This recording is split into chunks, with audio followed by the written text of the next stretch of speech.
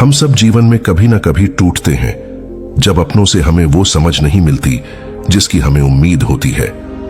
जब हम चुपचाप किसी के सहारे जीते हैं और एक दिन वही सहारा हमें गिरा देता है। क्या आपने कभी सोचा है कि जिस सहारे पर आप टिके हैं, क्या वो वाकई आपका है? क्या वो आपको संभालता है या धीरे धीरे आपसे आपकी शक्ति छीन रहा है? हर बार जब हम दुखी होते हैं, हम किसी को ढूंढते हैं, कोई जो हमें समझे, कोई जो हमारे आंसुओं को पोंछे। पर क्या हम खुद को कभी समझने की कोशिश करते हैं? यही हमारे जीवन की सबसे बड़ी भूल होती है। हम बाहर से खोजते हैं जो अंदर होता है। आज मैं आपको एक ऐसी कहानी सुनाने जा रहा हूं, एक ऐसे शिष्य की जो टूट गया था क्योंकि वह हर बार दूसरों से जुड़कर जीता था, लेकिन फिर वह मिला एक ऐसे गुरु से जिसने उसे मौन का रास्ता दिखाया और उस मौन में उसने पाया खुद को। यह कहानी सिर्फ उसकी नहीं है, ये कहानी हम सबकी है। अब चलिए उस सफर पर चलते हैं जहां एक शिष्य की आत्मा जागती है। एक गुरु का एक शिष्य था। वह 19 वर्ष का युवक था। उस युवक का कोई नहीं था। जन्म से ही उसके माता पिता ने उसे छोड़ दिया था। गुरु ने ही उसे पाला था। वह युवक हमेशा ही बचपन से किसी न किसी का सहारा ढूंढता रहता था, किसी न किसी पर निर्भर रहता था। वह सबसे ज्यादा अपने गुरु पर निर्भर हो गया था। उसे ऐसा लगता था कि उसके साथ अगर कुछ भी गलत होगा तो कोई ना कोई उसे बचाने आ ही जाएगा। कोई नहीं भी आएगा तो उसके गुरु तो उसे बचा ही लेंगे। गुरु को उसकी इस निर्भरता से बहुत चिंता होती थी। एक दिन गुरु ने उस शिष्य को अपने पास बुलाया और कहा, तुम अब एक जवान युवक हो। तुम्हें अब आत्मनिर्भर हो जाना चाहिए। तुम्हें खुद की काबिलियत को निखारना और परखना चाहिए। अब तुम्हें परम ज्ञान की ओर अग्रसर हो जाना चाहिए। युवक ने कहा, गुरुदेव, आप परम ज्ञानी हैं और मैं जानता हूं कि आपके आशीर्वाद से, आपकी कृपा से मैं परम ज्ञानी हो ही जाऊंगा। मुझे इसके लिए कोई चिंता नहीं है। गुरु ने कहा, पुत्र, तुम्हारा अपना अभी कोई अस्तित्व नहीं है। अगर मैं कभी नहीं रहा, जैसा कि मेरी उम्र हो गई है, कोई भरोसा नहीं है, तो तुम खुद से ही खुद का जीवन भी नहीं चला पाओगे।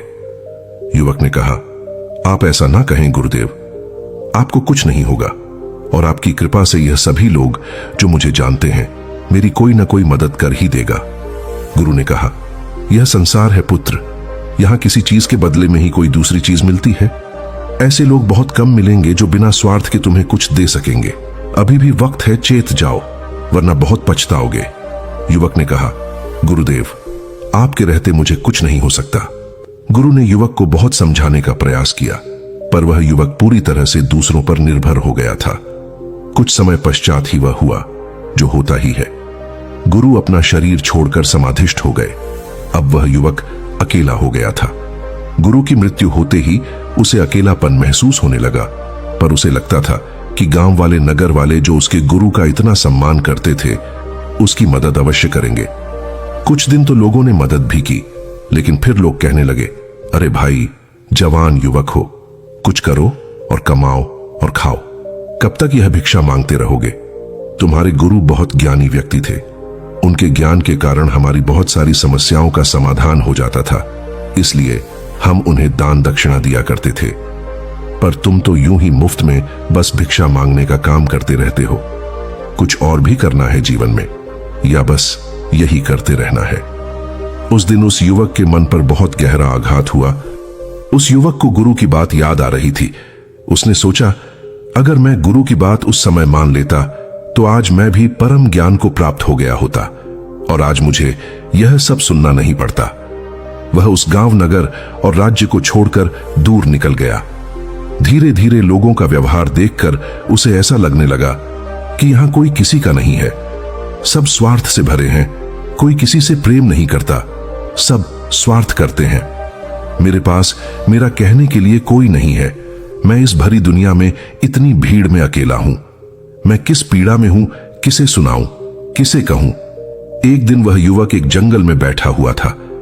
ध्यान करने की कोशिश कर रहा था, परंतु क्योंकि वह भूखा था तो उसका ध्यान नहीं लग पा रहा था। तभी उसे एक गुरु ने देखा।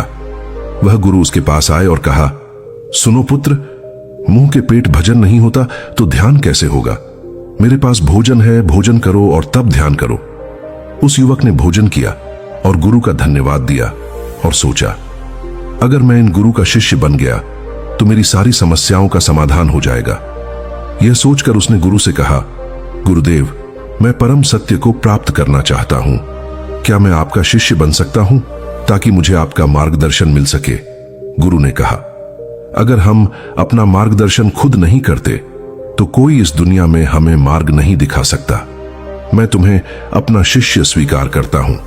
वह युवक गुरु के साथ आश्रम में रहने लगा।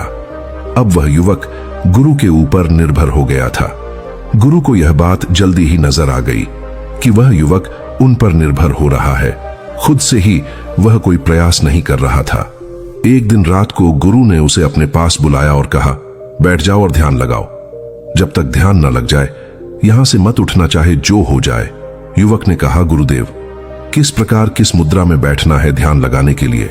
किस प्रकार सांसों पर ध्यान देना है? कितनी देर तक बैठे रहना है और प्रतिदिन कितने समय ध्यान करना है? गुरु ने कहा, मैंने तुम्हें सिर्फ ध्यान करने के लिए कहा है। मुद्रा या साहस या कितनी देर तक या कितने समय तक ध्यान करने के लिए नहीं कहा है। फालतू की बातों में अपना समय बर्बाद मत करो। अभी बैठ जाओ और ध्यान करो। याद रहे, जब तक ध्यान न लगे उठना मत। युवक ने कहा, पर गुरुदेव, जब तक आप बताएंगे नहीं कि किस प्रकार ध्यान करना है, मैं ध्यान कैसे करूंगा? गुरु ने युवक को उठाया और उसके हाथ पैर बांधकर कुटिया में डाल दिया और वहां से चले गए। वह युवक बचाव बचाव चिल्लाता रहा, पर अब वहां कोई नहीं था। रात का समय था, जंगली जानवरों की आवाज भी आ रही थी और वह घबराया हुआ भी था। फिर उसने कोशिश करनी शुरू की।